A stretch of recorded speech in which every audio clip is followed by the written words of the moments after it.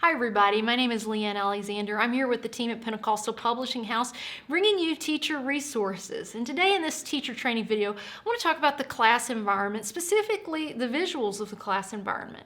Now for our adults, this is an interesting topic because many times our adult classes look very different church to church, and I think that makes perfect sense. It depends on the culture of the church itself, the community, the pastor, the vision of the leadership team. Many factors contribute to that.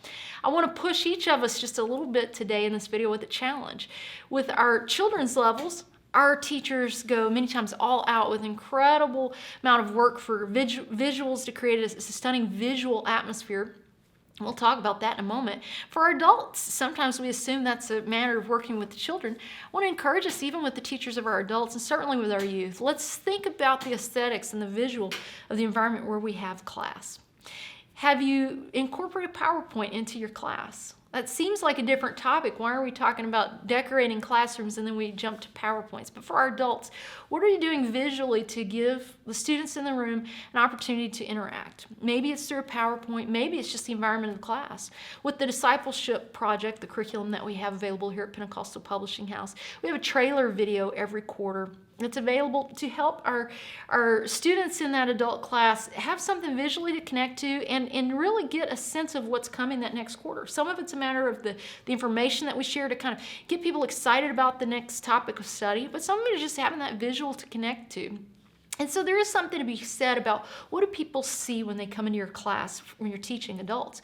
We've done some research lately, and even the changes that we've made sometime back to the Word Aflame curriculum for adults, because we recognize there's research that suggests only hearing information will mean you only retain a minor part of what you hear. When you add the visual on top of that, it helps that retention rate go up. Of course, it's even more so when we are doing something with that information we're studying, which is another topic we can talk about in more detail, and you can if you look at our videos we've done about the Word Aflame adult curriculum. But my point for today is let's take an honest look at our environment for our adult learners and certainly for our youth learners. Are we doing something to make that environment engaging? When people walk in, are they being signaled, sit down, be very, very still and listen quietly? Or is it an environment that says, I can participate and my opinion is welcome and I'm learning and I'm growing? Why is their opinion important? Because we need to be interacting with the Word of God. The Word of God is our standard, it's non-negotiable. But the way I think about how to apply it to my life is something that only I can do, and I must do that. It's not just a matter of me hearing this information, but it's a matter of me now thinking through for my life. What does that mean? How am I going to be a doer of this word? So I begin with a challenge to our teachers of adults and youth. Let's think about our environment. Can we do something within the classroom that signals to students, we want you engaged, we want you to do more than passively listen, but we want you involved in this process of applying the Word of God to your life. Now, let's talk to our teachers of children's levels. We have done something that no other publisher has done. With Word Aflame curriculum and its 50-year history, we have provided decor themes. This is something that's developed over the years and has really taken on a life all its own. It's something you won't find in any other curriculum that you acquire other places. But with the Word Aflame curriculum, the decor themes have become something that have really excited teachers. The fun of every quarter, decorating the classroom in a new way. Like many of you, I attend a church where our teachers are just incredible. Every quarter as we walk through and see the new decor, it's really stunning. The teachers put so much work into it. And I do think that's important because it opens students up to emotionally to be receptive to this new information, a new journey. We will try to create a bridge in the curriculum that whatever our decor theme is, we make a bridge to the teaching material so it can be good. Naturally, we celebrate that and we're excited that we can provide that service. At the same time, while this is a service that we provide, I will add just a small voice of caution to our children's teachers.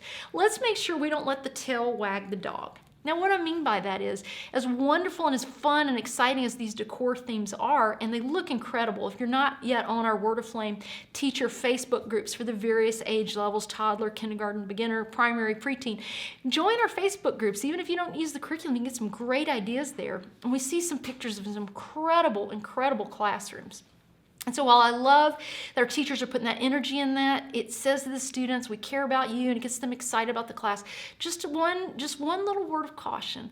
Let's make sure that we don't let that drive our teaching. The decor is just meant to add that element of excitement and engagement. We're still teaching the Word of God.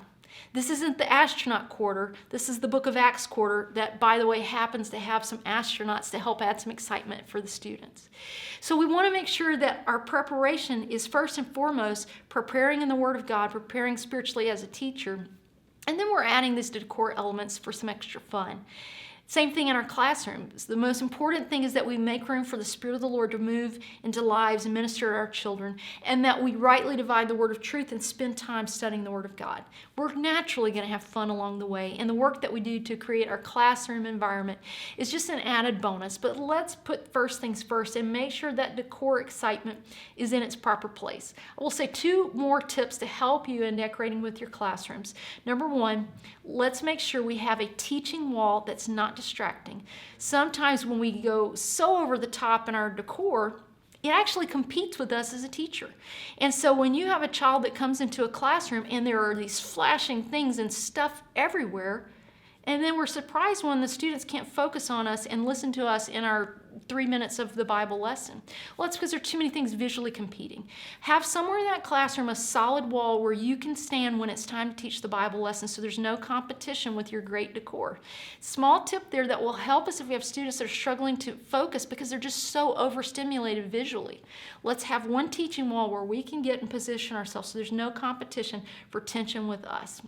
The other small tip I want to mention is make sure that your decor is eye level. For our toddler classrooms, this is especially important. If I put everything at what's eye level for me, of course, my toddlers don't even see it. So that's an obvious tip that I'm sure many of you naturally do, but just a friendly reminder, take a look at your classroom, walk around beside a child that's in your class so you can see what's their eye level, what are they seeing, let's look at the classroom from their eyes.